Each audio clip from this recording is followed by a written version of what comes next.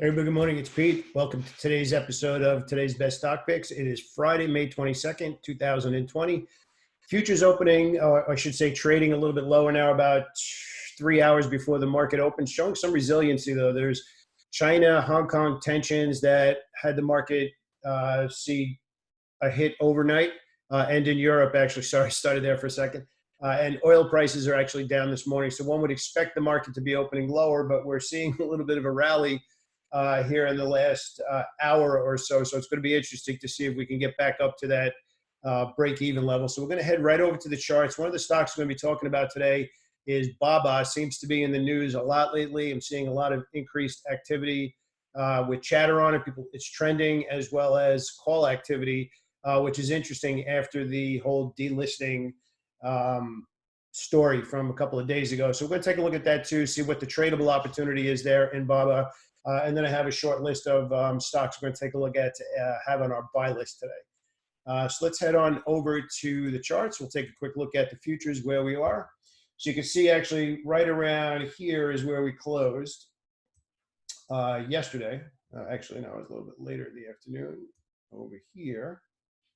And you can see we actually had a sell-off overnight, but we're kind of making our way back. So it's going to be interesting to see if we actually end up at the unchanged level at the open, which would be very bullish, by the way. So as far as the SPY and the daily chart, we have hovered for a couple of days now over the range that we've been watching now for the better part of 3 weeks. And what's kind of interesting is how we just kind of dipped below this and went straight back to the top.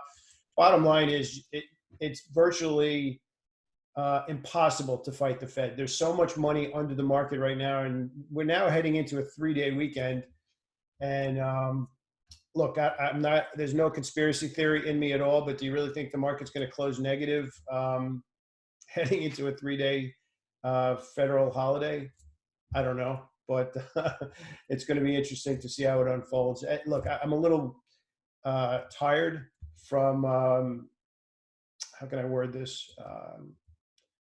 Answering the same question over and over again. That's really the way to put it. And I'm trying not to repeat myself, but the question keeps coming up, which is, I don't understand why the market keeps going higher. And it really comes down to this. The stimulus package is in place, and they keep pumping liquidity into the market. And until that changes, or until there's something that is a stronger reason for the market to go down, it's going to be very difficult to make money on the short side. I know a lot of active traders have been reaching out and saying, I don't understand. And really, there's nothing to understand. It's going up until it's not. And you're trying to pick a top and you're going to get burned. And eventually it's going to happen once where you're not going to make money on the long side and will turn over. But you can't leave all the individual money on the table in some of these stocks that we've been watching. And specifically, Penn has been one that's been on our watch list recently. Just a tremendous, tremendous run. It was actually $4, I believe, in March. What was the low here? Oh, no. Yeah, the low is actually close was 452 in March. So March 18th, 19th, which everybody's pretty much calling as the bottom. These are the kind of opportunities that you can't afford to miss on the long side while the market is just refusing to go down. So the market's not going down, even if we're not seeing momentum. I know a lot of futures traders are frustrated right now because intraday we're not getting some clean movement, but you must be a stock picker in this market. We're getting some volatility to the upside in individual stocks, and Penn is actually at the top of the list. We're working our way all the way back to some key resistance levels up around 35. You can see we actually had earnings here in Penn, and it exploded and just got crushed with the rest of the market. So this is kind of the area that we're looking for to peter out. No pun intended. So we also do have a couple of trending ideas, not necessarily trending stocks, but trending ideas for the obvious reasons with the market and the world reopening right now is the fact that there's a lot of offline companies that are starting to see buying, specifically retailers. Chubb is not a retailer, but it came up in the scan, something to keep an eye on yesterday. Volume and volatility was awesome yesterday, so we're looking for some follow through in Chubb today and maybe over the next few days, actually. Kohl's is an interesting one from a change perspective. It was up nearly 8% yesterday, but I still don't want to get involved until it's over 20. So set that in your swing trading alerts. Same thing with CAR, but CAR actually finally got to that level. this is why we draw the levels. It keeps getting up here and failing. We need to see this stay above 18 before we get involved. TJ Maxx actually up a really solid percentage, $14 in 5 days. I'd be more inclined because it just filled the gap to wait for it to pause before it makes a run to 62. But again, keep that in your watch list. Ross Stores keeps getting up to this $100 level and failing. Again, very similar. I like it up here. A lot of these retail stocks are starting to bounce and bounce with volume. Next level is 124. Dick's Sporting Goods, same thing. Again, big percentage move on a one-day basis, but not tradable yet. Remember, we talked about the difference between an idea versus it being a tradable idea, and some of these stocks just have to be in your watch list now. Same thing with Nordstrom. Nordstrom, not as good of an opportunity, but you do like the up positive 6% change, and we're starting to see volume. So smart money is starting to get involved in here.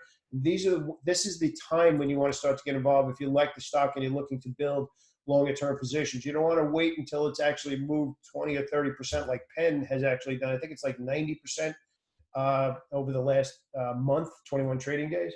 Next one, we have Boeing. A lot of people are talking about Boeing right now. I am not involved in Boeing at all. I just think it's trading. It's a mess right now. It's trading up. It's trading down. It's been in the news. I don't see why.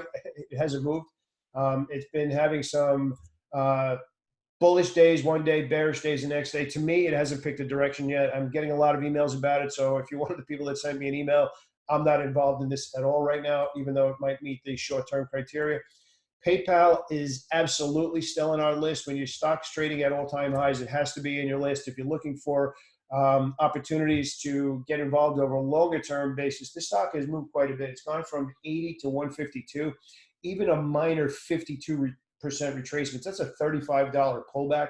If we pull back and hold above that $35 level, that means that the buyers are still in charge. I'm looking for it around the 136 level. Day trading, absolutely, though, still a really solid opportunity. Square, same thing, but as we've called out in Square, we need to get above this level. 2 days ago, we called out the room to go, as we call it, has diminished dramatically. So we like it above this level if it can get above 84. So it's not a trade until it can be above 84 for us as far as offering better potential.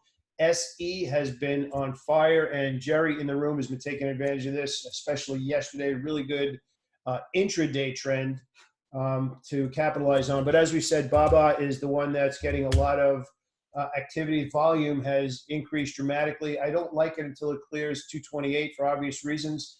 A lot of people are talking about it now, but what I don't like is the indecision candles where we don't have persistency or consistency from one day to the next, where it's not well bid. We're not seeing large green or large red candles followed by another large red or large green candles. Some people are speaking about a short squeeze in the stock right now. I don't talk about any of that crap. I just pay attention to the price action.